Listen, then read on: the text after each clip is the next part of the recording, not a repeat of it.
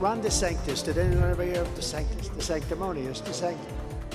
No, Ron DeSantis strongly opposed ethanol. He was very, very bad on ethanol, and he fought it all the way, and he also fought against Social Security. He wanted to decimate it and voted against it 3 times. Voted against Social Security. That's a bad one. A lot of people don't know that. Welcome back to Red and Blue. That was former President Trump going after Ron DeSantis. The Florida governor so far has steered clear of responding, but he did spark some controversy over his views on Ukraine. In a questionnaire from Fox News, DeSantis said, quote, while the U.S. has many vital national interests, becoming further entangled in a territorial dispute between Ukraine and Russia is not one of them. Meanwhile, former South Carolina Governor Nikki Haley is taking a different approach, saying, quote, along with our allies in Europe and elsewhere, we should provide conventional weapons that enable Ukraine to effectively stop the Russian invasion and occupation of its land. So joining us now for more on all of this is CBS News political director Finn Gomez, who is fresh off the plane with the former president from Iowa. Good to see you. Thanks for jumping on set with us. Let's talk about Ukraine really quickly because DeSantis is aligning himself essentially with Donald Trump here. It seems like there's some fault lines within the Republican Party on this issue. Yeah, I think you can see that. There's different lanes here when it comes to foreign policy, and specifically Ukraine. And with DeSantis saying that he's doesn't want to be entangled in this, quote, territorial dispute, it does sound a lot like Donald Trump. And you know what, CHP, when I was at CPAC, and I was also, in Davenport with Trump yesterday.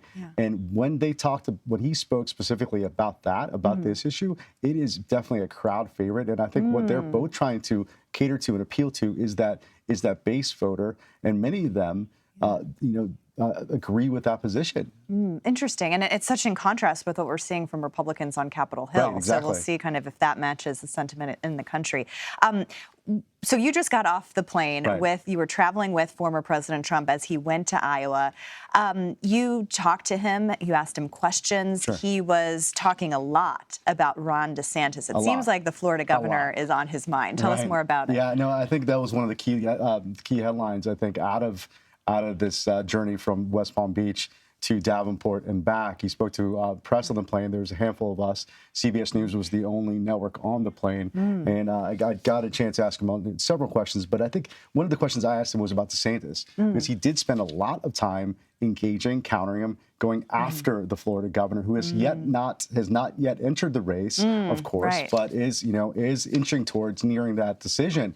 And I think that what you're seeing the CNN poll that came out earlier, that it is really right now between those two names. And I think Trump does see him as his real competition. And you could see that the biggest indicator being he's spending so much time focused on him, targeting his attacks on him. Yeah, and they were both in Davenport within days of each other, right? Yeah, 3 days apart. I mean, and one of the biggest hits at CHP actually that when we were discussing was that he said that when he was talking about specifically about Ukraine, but he said that it was a flip flop. Trump said it was a flip flop on DeSantis did a flip flop on his positioning on Ukraine, and that he was following me. And you heard a lot of that. Yeah, it will be so interesting to see how that intensifies. Another rival for the president is his former vice president, Mike Pence. He had something to say about him too, right? What was his reaction to Pence? He had some tough comments for him over the weekend. Yeah, at Gridiron on Saturday, of course, his former vice president said that had made some news, said that Trump had endangered his family and those on Capitol Hill on January 6th with his reckless words, and then said that history would hold them accountable. I asked former President Trump about that specifically, and he said that Pence had turned from this nice guy to now that he's running into a different guy, essentially, because he's polling at 3 points, what Trump had said. But more importantly, he said that he said specifically that had he sent the votes back to the legislatures talking about the actions on January 6th, they wouldn't have had a problem with January 6th. So in many ways, you can blame him, Pence, for January 6th, which is not true. But at the same time, you know, he hit back against his ticket mate, the same, you know, his vice president that they were, you know, leading the administration for the last, you know, over 4 years. Yeah, and ran twice together. I mean, I think that's such a good point, because I know we've been talking about this rivalry between them, how there's, you know, no love lost anymore. But it's just so striking that here you have a former president and his former vice president in this kind of combat with each other, and could be running against each other. Right, exactly. Next year. I mean, Pence is still not declared, but again, he's also nearing one. But can you just imagine that debate stage? Yeah, those absolutely. two going after each other? Going to be heated. I know you'll be there for all of it. Thanks for hopping off the plane and joining us here on set. Good to see you, Finn. Thanks.